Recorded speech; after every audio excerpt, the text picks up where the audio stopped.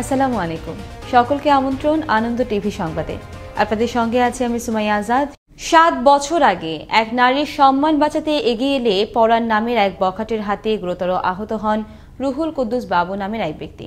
এ সময় সম্ভ্রমহানির শিকার হতে হওয়া নারী ও তার মেয়েও আহত হন গুরুতরভাবে। এই ঘটনার মূল আসামি জাহাঙ্গীর আলম পরাণকে নারায়ণগঞ্জের সিদ্দিরগঞ্জ থানাধীন শানপাড়া এলাকা থেকে গ্রেফতার করে র্যাব 10। মঙ্গলবার রাজধানীর কারওয়ানবাজার র্যাব মিডিয়া সেন্টারে এসব তথ্য তুলে ধরেন র্যাব 10-এর অধিনায়ক এডিশনাল ডিআইজি মাহফুজুর রহমান। নারায়ণগঞ্জের সিদ্দিরগঞ্জ থানা থেকে আপনার সানারপাড় থেকে এই ঘটনার মূল আসামি জাহাঙ্গীর আলম পরাণকে আমরা তাকে গ্রেফতার করতে সক্ষম হই।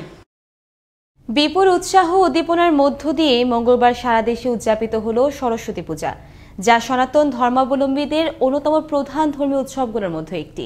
সনাতন ধর্মমতে দেবী সরস্বতী জ্ঞান ও বিদ্যার দেবী। প্রতি বছর মাঘ মাসের পঞ্চমী তিথিতে এই পূজা উদযাপন করা হয়। বিশেষ করে শিক্ষার্থীরা বিভিন্ন শিক্ষা প্রতিষ্ঠান ও মন্দিরগুলোতে এই পূজার আয়োজন করে থাকেন।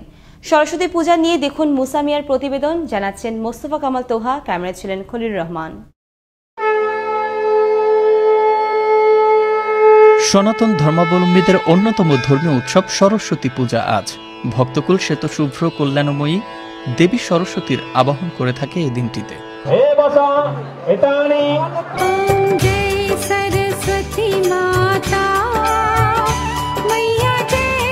ঢাক, ঢোল, কাঁসর, শঙ্খ ও উলুধ্বনিতে মুখরিত হয়ে ওঠে দেশের বিভিন্ন পূজা মণ্ডপ। শাস্ত্রমতে প্রতি বছর মাঘ মাসের শুক্লপক্ষের পঞ্চমী তিথিতে শ্বেত শুভ্র কল্যাণীময়ী বিদ্যাদেবীর বন্দনা করা হয়। ঐশ্বর্যদায়িনী, বুদ্ধিদায়িনী, জ্ঞানদায়িনী, সিদ্ধিদায়িনী, মোক্ষদায়িনী এবং শক্তির আধার হিসেবে সনাতন ধর্মাবলম্বীরা সরস্বতী দেবীর আরাধনা করে থাকেন।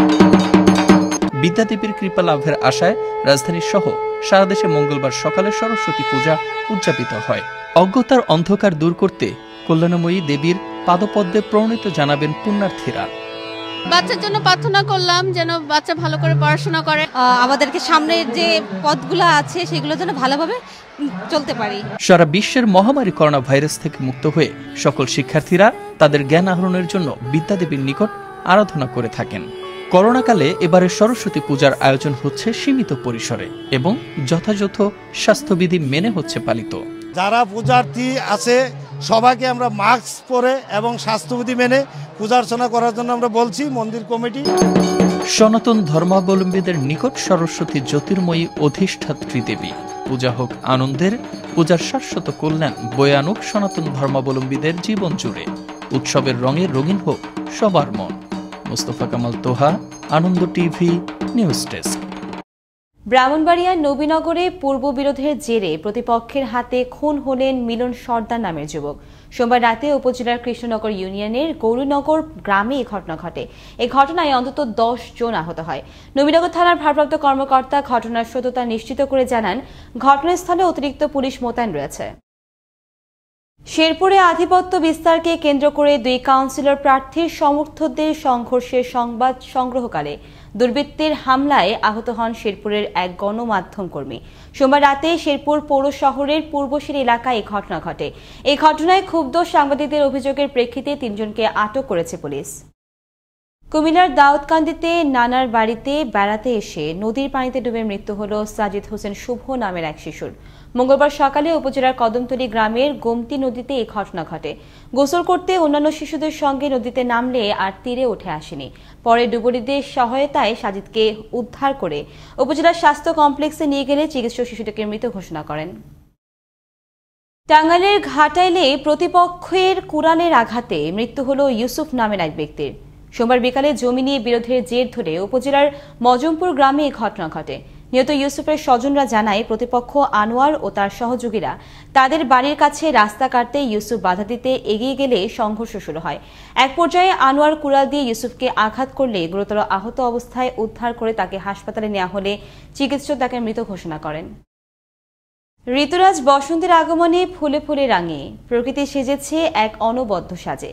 ঋতুরাজ বসন্তের আজ শুক্লা পঞ্চমী তিথিতে পুষ্পাঞ্জলি, আরাধনা ও ধর্মীয় ভাবগাম্ভীর্যের মধ্য দিয়ে সারা দেশের মতো বগুড়াতে উদযাপিত হচ্ছে সনাতন ধর্মাবলম্বীদের অন্যতম ধর্মীয় উৎসব বিদ্যা ও জ্ঞানের দেবী সরস্বতীর পূজা অর্চনা।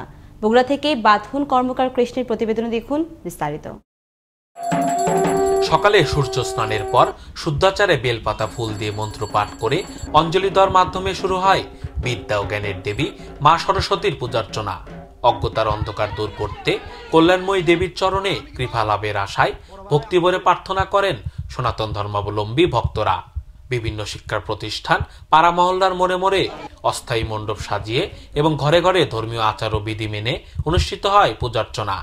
মা সরস্বতী সবাইকে জ্ঞান দান করুক, জ্ঞানের আলোয় আলোকিত করুক, সবার মঙ্গল কামনা করে আজ মা সরস্বতী পূজা করলাম। মা সরস্বতী বিদ্যার দেবী, মা আমাদের জ্ঞান প্রদান করুক, বিদ্যা বুদ্ধি দান করুক, এই কামনা নিয়ে মায়ের চরণে পুষ্পাঞ্জলি অর্পণ করলাম। সনাতন ধর্মাবলম্বীদের বিদ্যা, বাণী ও সুরের দেবী মা সরস্বতী, তাই বিদ্যা দেবীর কৃপা লাভের আশায় দেবীর সামনেই হাতে খড়ি দিয়ে শিশুদের বিদ্যা চর্চার সূচনা করা হয়। আমি আজ না খেয়ে অঞ্জলি দিলাম, আমি জানি বিদ্যা লাভ করতে পারি। মা সরস্বতীর পূজা দিলাম, আজ থেকে সব পড়াশোনা শুরু করব। ধর্মীয় বিধান অনুসারে মাঘ মাসের শুক্লপক্ষের পঞ্চমী তিথিতে সাদা রাজহাঁসে চড়ে বাণী ও সূর্যের জ্ঞানদাত্রী দেবী সরস্বতী পৃথিবীতে অবতীর্ণ হন। বিদ্যা ও জ্ঞানের পূর্ণতা লাভের আশায় মায়ের চরণে পুষ্পার্ঘ্য অর্পণের মাধ্যমে মায়ের পূজা অর্চনা করছি। সকল আয়োজন নির্বিঘ্ন করতে সর্বদা তৎপর রয়েছে আইন শৃঙ্খলা বাহিনী। থানা এলাকার স্কুল কলেজ সময়ে যে সমস্ত জায়গায় পূজা হচ্ছে সেই সমস্ত জায়গায় আমাদের পুলিশি নজরদারি অব্যাহত রয়েছে। পুলিশি টহল ব্যবস্থা জোরদার রয়েছে। পোশাকে পুলিশের পাশাপাশি সাদা পোশাকে পুলিশ রয়েছে। স্বাস্থ্যবিধি মেনে সুষ্ঠু এবং সুশৃঙ্খলভাবে যেন পূজা উদযাপিত হয় সে ব্যাপারে আমাদের সর্বাত্মক প্রচেষ্টা অব্যাহত রয়েছে। বিদ্যা ও জ্ঞানে পূর্ণ হয়ে উঠুক সকলের জীবন। গাঁদা ফুলের সুবাস আর পলাশের স্নিগ্ধতায় শোভিত হোক হৃদয়। মা সরস্বতীর কৃপা বর্ষিত হোক সকলের মাঝে। বাঁধন কর্মকার কৃষ্ণ, আনন্দ টিভি, বগুড়া। মাদারীপুরে কালকিনিতে মোটরসাইকেল দুর্ঘটনায় মৃত্যু হল এক যুবকের। এ সময় আহত হন আরও একজন। মঙ্গলবার দুপুরে মোল্লারহাট ভুরঘাটা সড়কে এসে মোটরসাইকেলটি নিয়ন্ত্রণ হারিয়ে এটি গাছের সাথে ধাক্কা লাগে। এতে দুজনই আহত হয়ে পড়ে থাকেন। স্থানীয়রা উদ্ধার করে হাসপাতালে নিয়ে এলে চিকিৎসক একজনকে মৃত ঘোষণা করেন, অপরজনকে উন্নত চিকিৎসার জন্য ঢাকায় পাঠানো হয়। মানিকগঞ্জের শিবালয়ে 3টি সিএনজি স্ট্যান্ডে চাঁদাবাজি বন্ধ ও নাম্বার প্লেটহীন যানবাহন চলাচলের বিরুদ্ধে জন্য অভিযান পরিচালনা করে শিবালয় থানা। মঙ্গলবার শিবালয় থানা অফিসার ইনচার্জ ফিরোজ কবিরের নেতৃত্বে থানা এলাকার 3টি স্ট্যান্ডে এই অভিযান পরিচালিত হয়। এই ছিল এখনকার মতো। আনন্দ টিভির সংবাদ দেখুন প্রতিদিন বিকেল 5টা 30 মিনিট এবং রাত 9টা 30 মিনিটে।